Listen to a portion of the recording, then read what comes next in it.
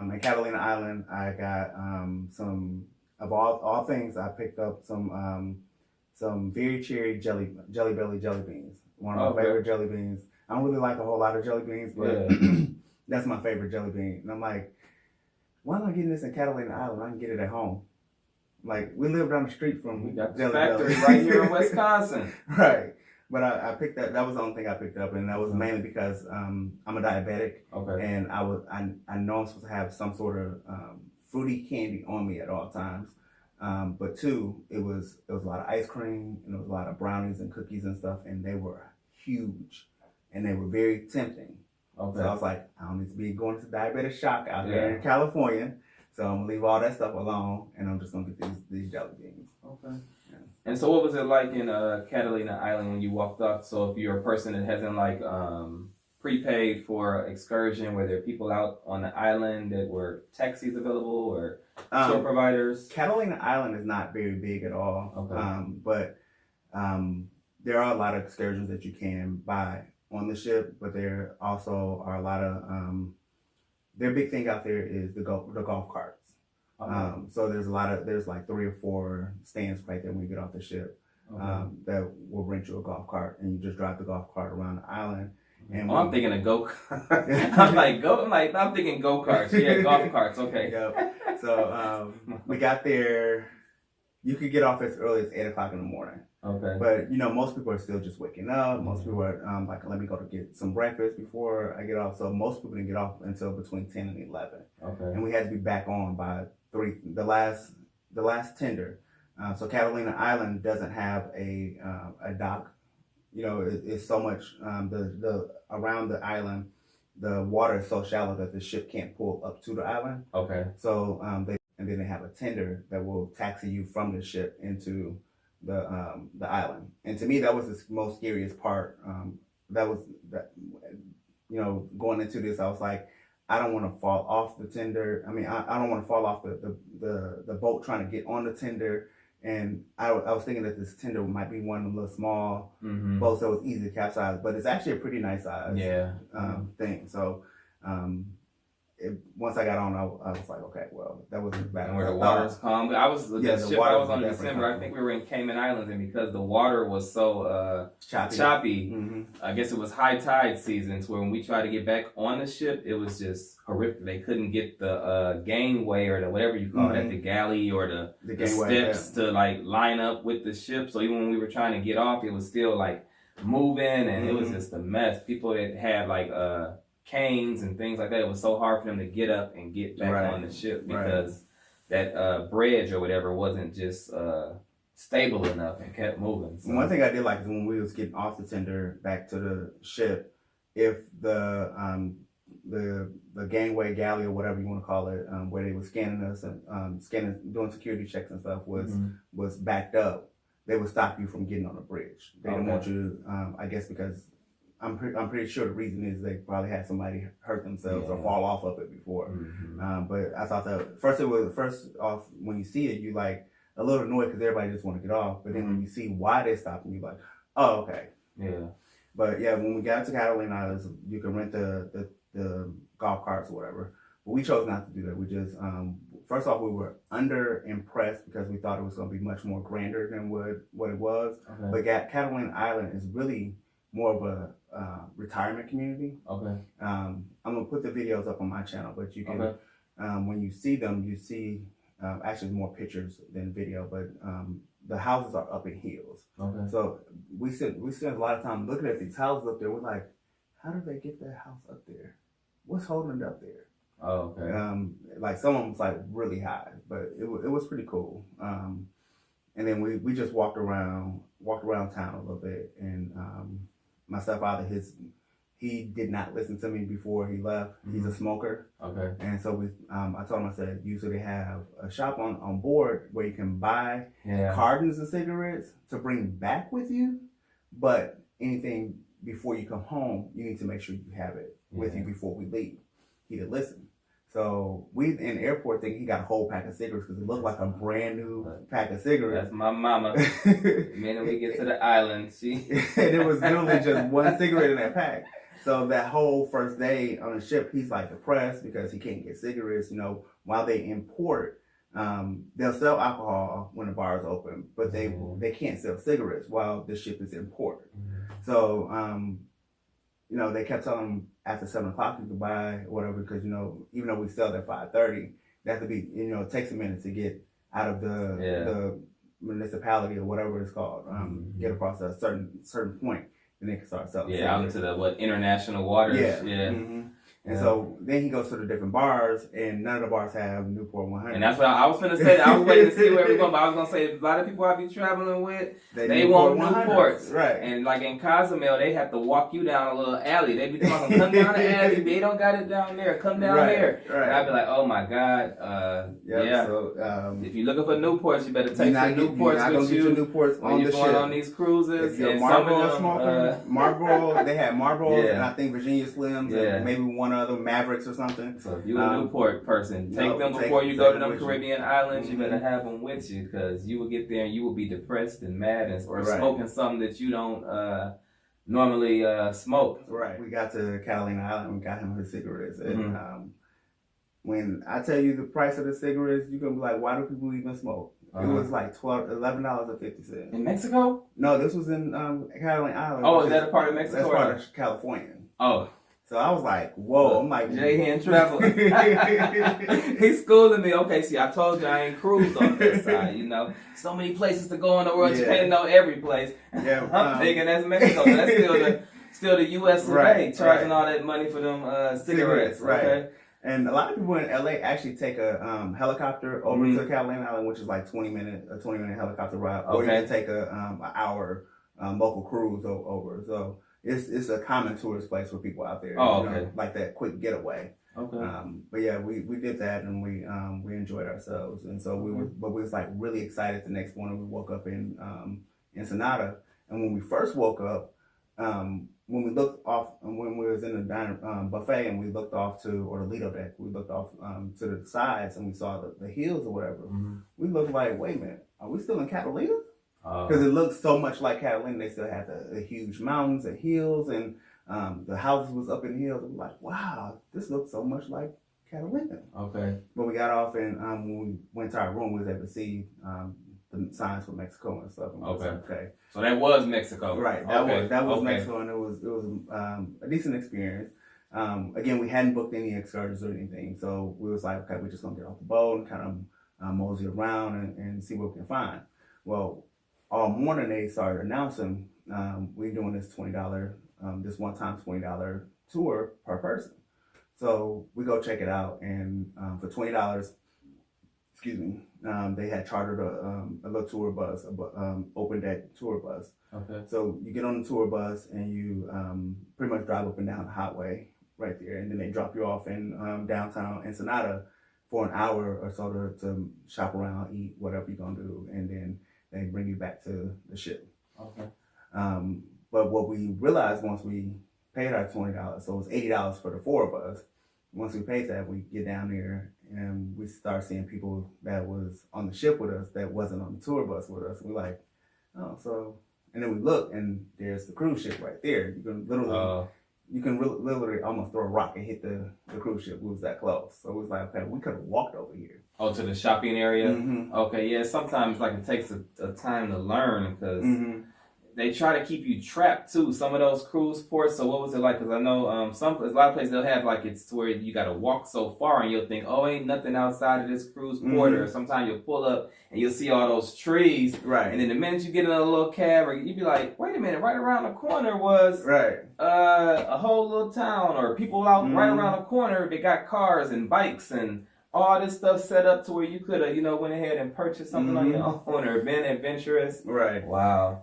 So my mom was like, and then come to find out the cabs in the area was on like $8 round trip. Wow. So we could have spent a tenth of what we paid for the tour and still got the same experience. The only part of the tour that we didn't get to do was, when you go to Mexico, Cozumel or Catalina or not even Catalina. I don't know why I said Catalina, but Cozumel. I know I've seen Cozumel, San Juan. A lot of the Caribbean islands have those big signs that say Cozumel or whatever, Okay, yeah. and everybody posed in front of them. Mm-hmm. There was one that they have specific for the tour, but when we was coming back down the highway, it was so much semi traffic, and the semis were held up for a weight scale or something. Okay. They were blocking the entrance to that parking lot, so we couldn't do that. But we did see several of those signs around town, and had we not been under the time constraints of the tour bus, we would have, took some pictures at some of the different ones. But we did get a picture in front of the one that was right outside the cruise port. Okay. Now, did it tell you any history along the way getting down to the city, or was it just like we're driving you to the city, you're getting off? They did tell us. Yeah, they did tell us a lot. They consider tequila holy water down there. That's pretty much the only thing I remember. That's all you remember. Did you have any tequila? Is that why you we did have some tequila, and she was actually supposed to give us tequila shots on the bus, but she didn't. Okay.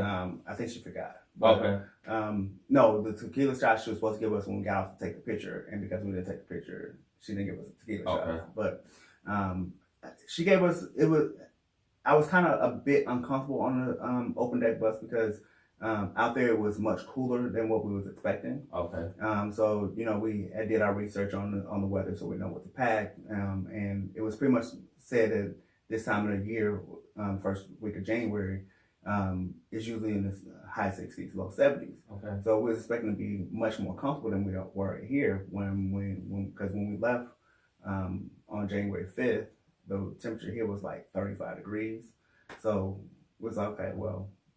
We're gonna leave. I actually forgot my jacket at home. I only had my coat, and I'm not gonna be in California or Mexico wearing a big coat. So cruise ship with a big coat. Right. So I ended up when we went to Walmart, I ended up getting a hoodie because it kind of got cold at night in LA. Okay. So I was like, okay, let me just get a hoodie while we're here. So I had that while I was there, but the wind was just in our face, and it was we took a couple passes past some palm trees that actually smacked my mom in the face. She was like, I didn't know what that was. Oh, they didn't give you guys, while you were on the bus, they didn't give you guys a warning? They gave us a warning, but for some people it was a little too late. Oh. Or some people, because her accent was so thick, some people didn't understand what she was saying.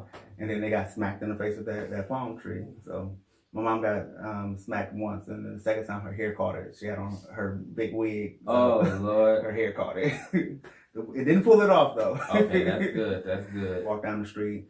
And of course, every 2 feet, there's a vendor there trying to. I got this jacket just for you. I got this purse just for you. I got this blanket just for you. They're trying to sell you everything that they got, and it's just for you. Oh yeah. And some of them was actually trying to grab you by the arm and take you into their store. And we're like, no, get off. Yeah. I'm from the U.S. We don't do that. Oh yeah. And then what was really weird is that when we got off the bus and we were trying to make our way to McDonald's. This guy walked up behind me. He was like, "How you doing?" I'm like, "I'm okay." I'm thinking he's just being a nice guy. He's like, "Can I take a moment of your time?" And he seemed like real shady when he was asking. I was like, "No, I don't have a minute to spare." He was like, but he was like real cool at the same time. Yeah. He kind of walked away, but my backpack was on my back. So I'm like, and these pickpockets, they like real smooth with it. So sometimes they can pick your pocket or drop something in your bag, and you not even realize it. So I was like, let me take my backpack off my back and put it on my front. And so my sister was like, why you got that? I was like, I just don't trust these people down here. I just need to know what's going in my bag and what's coming out. And we stopped and we checked my bag and there was nothing in it. But I was just like, that just seemed a little too weird for me. So, but then after we got past some of the vendors, this restaurant guy just came running out to us like, hey, I got the perfect tacos for you. Come over here and try them or whatever. My stepfather, being such a foodie, he didn't care. Mm-hmm. So we went over there just so he can try the tacos. So we all ended up having at least one taco. And they were actually pretty good. Mm-hmm. My stepfather was excited to try a fish taco. Yeah, I never had one. I've made fish tacos before, so you never had one. Right. I was like, I'm not impressed, but he was excited about the fish tacos. And then my mom was like, let's try the tequila. Okay. So we tried. Linda was the only one that didn't do a tequila shot because Linda's not a tequila person. Okay. She thought it was going to be more like the U.S. tequila. So when you're buying this Patron and you're buying Jose Cuervo, those are U.S. tequilas, and they are not the same as anything that you get in Mexico. In Mexico, tequila. I took the chocolate and tequila tour on my last cruise. Okay. And they showed us that tequila, authentic tequila is made with agave plant. And when we took this shot of tequila, it was like really smooth. Yeah. Where Jose Cuervo and Patron has that bite to it. So it was real cool. We was glad we got off and walked around and experienced everything. Okay. The last day was at sea, and we honestly didn't really do much because it was still kind of cool. So it seemed like the further south we went, the cooler it got. But then when we got back to LA, we were expecting to be back in the 60s, and it was 54 degrees when we got off the ship. So it was just a cool week for them. And then when we came home, we realized that we saw the news that pretty much the whole U.S. was going through like a major cold front. But the sea day, we pretty much didn't do anything because every time we tried to do something, Linda got sick. And when she first got sick Wednesday night, she thought it was just a headache. She thought it was just, she was just a little unstable on her feet. But what we realized is that at that point when we was leaving Ensenada, the ship was going much faster than it had all week. So she was starting to experience those motion sickness symptoms. And because she didn't realize that's what it was, she didn't take any Dramamine or anything. So she pretty much suffered the entire day. And she was like, I'm glad that we're not getting off the boat because then I wouldn't be, I feel like I'm ruining the trip for you guys. So it was like, you know what? It wasn't really anything that was too exciting going on that we felt like we had to do. And it was some things that we wanted to do, but we missed the times or whatever. So when you guys are on these ships, they have the fun guide that they put in your room every day. And if you don't take it out of your room, you can always stop by guest services, the coffee bar, and a couple other locations and pick up the fun guide. The fun guide tells you exactly what's going on, what time, and where. And I recommend that you all look at that either the night before or that next morning at breakfast with your family or whoever you're cruising with and decide what you guys are going to do. That makes the trip much more enjoyable. Otherwise, you do like my mom and stepdad pretty much did all day Thursday, and I ended up doing it with them because I wasn't doing anything by myself. And that's just laying around in the bed. But we had conversations that we hadn't had in a while as a family that kind of made the time fly by. So we enjoyed it. And then, Friday morning, you get this somber feeling that most cruisers get as you're getting off the ship. It's like, the vacation is over. Yeah. Even that night before, man, putting your luggage outside your door, it's like, man, that's one thing I never do. I've never done that. I do not do that. You don't do what? I don't put my luggage outside the night before. I don't. I take it off with me. Carry it off. But what about getting on the ship? Do you leave your luggage out with the porters? Okay. I leave it out there with them coming on the ship, especially now with this new process they got, because they don't print the cards for you at the counter anymore. So since you can't get in your room right away, and even if when they did, you couldn't get in your room right away. You can only get in after most ships is after 1:30. So I always leave my bag out there with them. Because I know I'm going upstairs and I'm going to grab something to eat, especially if I'm traveling in that day, because I probably haven't eaten. But on the way off, because the process to get off can be so long, just going through customs and everything, you don't want to add to that process by now waiting for them to bring your bags off. Because a couple YouTubers I watched, they have had to wait over an hour after going through customs to get that bag. And see what I do? I pick the latest time because I always, if I'm going to fly out the same day, I pick the latest flight, and then that way I just let everybody else rush off the ship. I'm upstairs eating. Yeah, we took our time. I'll kind of get off late and let everybody else get off. Yeah, we took our time. Take my time getting off the ship. We definitely took our time getting off. They were saying that they wanted everybody off the ship by 9:45. So we took our time. We packed our bags. Then we went upstairs, grabbed something to eat. Then we went back downstairs, grabbed our bags. And by the time we started making our way off the ship, it was 9 o'clock because we had to stop by guest services so that the two of them can close out their cash accounts and get whatever refunds they were owed. So by the time we did all that, it was 9 o'clock. So we still had 45 minutes to spare. And even walking out the terminal, we moseyed on off the ship and took our time. It was good to go. Other people, they rushing past us. It was like, well, we ain't in a rush. We had a late flight. Our flight didn't leave until 3:30. So it was like we got plenty of time. It's only 9 o'clock in the morning. We ain't got to rush to the airport. So we took our time and got off. The most important thing we was happy about is that we got home. We got to O'Hare before the snowstorm hit. Okay. And then we got back to Milwaukee just about midnight. So we made it home ahead of the snowstorm. So we was happy about that. Did you guys have a connecting flight, or you drove from O'Hare to Milwaukee? We drove from O'Hare to Milwaukee. Okay. Yeah. And a lot of people I don't understand why you do that when you got a perfectly good airport in Milwaukee. But anybody that flies regularly knows that a lot of times the flights are cheaper out of O'Hare than they are out of Milwaukee. Yeah, they are. Unless you're flying Frontier. And then you can get a lot more flexibility, especially if you want like earlier flights or late flights. It's just so much better to be able to go like to O'Hare in an hour, to go drive an hour away to get to O'Hare, or if you really want to do Midway and do Southwest. To fly out of there, I do it all the time. And then we even have a coach bus that's like $25 one way. $60 round trip. And when I'm going by myself, I'll usually do that just so I can relax a little bit, because when you get off a flight, you don't always want to jump in the car and drive. So I'll at least take the shuttle when I'm flying by myself, so that I can relax a little bit more. But when we all started talking about it was like, well, if we're gonna pay $60 times 4 for all of us to take the shuttle down there, it's cheaper for us to just drive. And I drove there. My mom was actually expecting to drive there because she was like, I know you got to work third shift at night, so when you get off, I'll just drive. But I had actually took a couple extra vacation days. So I didn't work. So that morning we left I left my house about 5:30. So we hit the highway about 6. Our flight was at 10 o'clock, so our goal was to be at O'Hare by 8. And we got there about 7:30. Yep. And then on the way home, she automatically knew. She was like, I already know I'm driving home, because I don't like driving in the rain, and I definitely don't like driving out of Chicago when I'm not well rested.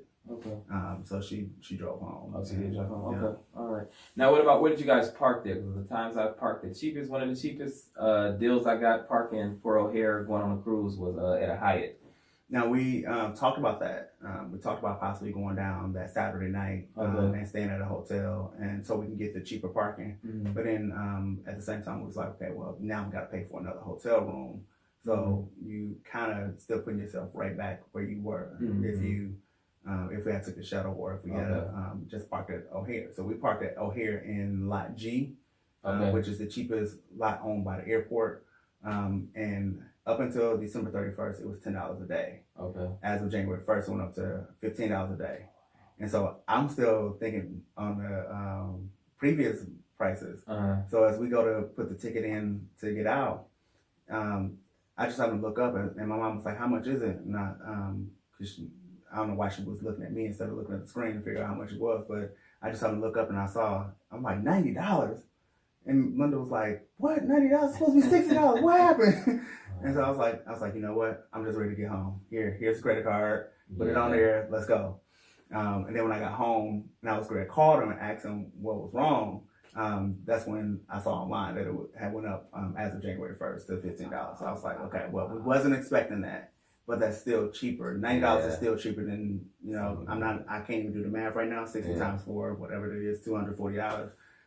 So it was like, we're not going to complain. We're just going to count it as a misunderstanding and continue to enjoy what was our vacation. Okay. I got one question about the, since it was kind of an older ship, or may have been like an older refurbished ship. Yeah, it's definitely an older ship. How was the waterworks? Did they have the water slides or anything? The Carnival Imagination and the Carnival Inspiration have both undergone major renovations in the last, I won't say last 10, 15 years. That's how they got Guy's Burger, Blue Iguana. Because when I went on Imagination in 2013, they didn't have all those. Guy's Burger really just came out probably within the last 4 or 5 years. So they had those 2 restaurants, and then, like you said, they had the waterworks up top. We didn't actually go on the waterworks, and we wasn't up there when people were on it. We went up there the first night and took a look at it, but the first night it was closed. But it looked like it was okay, but the waterworks on other ships is much bigger. They did have some water slides up there too. They had some water slides, and then they had the mini golf, and they actually had a pool table, foosball, track. Basketball court or volleyball? No, they didn't have basketball or volleyball. but I was looking for the gym. We never located it. They had one on there, but Okay. my mind was so far away from the gym at that point that I wasn't really pressed about finding it, but it was definitely up there. Okay. All right. And we did go to the fun shop, which is the gift shop on board, and Linda got some keychains. Now the keychains, I wasn't impressed by the keychains because everything they had was very feminine. Oh, okay. It was either had sparkles on it or some sort of feminine thing like a pink martini glass or a pink purse or something like that. I'm like, so guys don't. Oh, in the Carnival fun shops area? Okay. I'm like, okay, so guys don't buy keychains anymore? That's what you're trying to tell me? But that's like one of the souvenirs that I usually get is a keychain or whatever. We did go check out the cigarette and liquor deals because I was trying to get my stepdad the cigarettes he wanted, but the fun shops didn't even have the cartons of Newports like other ships do. Yeah. Other ships may not sell the individual packs of Newports, but they usually have the cartons that you can take off with you. But we did check out the liquor, and they had 4 bottles of Ciroc. 4 bottles of Ciroc, the big bottles that's about this big. They were like $120. Oh, okay, that's a deal. Right, and then they had 4 bottles of the Absolute one that's about this big. It was 4 of those for like $76. So it was some nice liquor deals. They were selling cases of Pure Henny.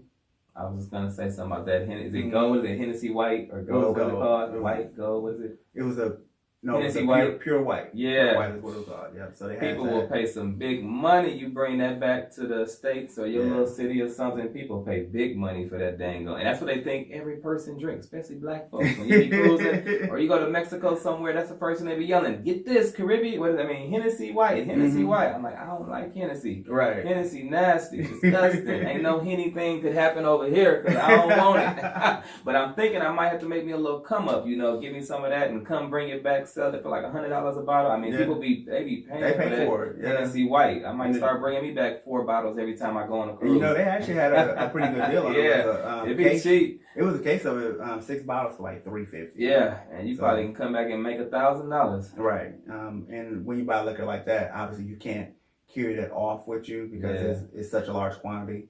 So then that's when you just ship it home to yourself. But we enjoyed it. We had a really good time. But when I got to LAX coming home, I did find a nice little pack of 6 keychains. Okay. For like $13. So in the airport? Mm-hmm. Wow. Yeah. So I was like, that'll be my souvenir. Okay. All right. Thank you guys for checking out this YouTube video. I guess it's probably in 2 parts, but it's much longer than what we expected. I was only expecting about 30 minutes like we did the last time, but we're going on over an hour now. So I know I'm putting it in 2 parts on my channel. Okay. Yeah. It'll probably be on 2 parts and 2 channels. On both channels, it'll be in 2 parts. So thanks you guys for tuning in. Again, if you're watching video 2, make sure you go back and check out part 1. And check the description down below so you can subscribe to both of our channels. Leave us a comment down below. Hit that like button. Don't forget to subscribe and hit the notification bell. And if you have any questions about cruise life, Johnny probably be more of an expert than I am, but we both can probably answer your questions. So don't forget to hit them, leave those down below as well. Leave some comments down below, you guys. All right. Till next time. I'm Fred from Life with Fred. And J-Hen from J-Hen Travel and Services. All right.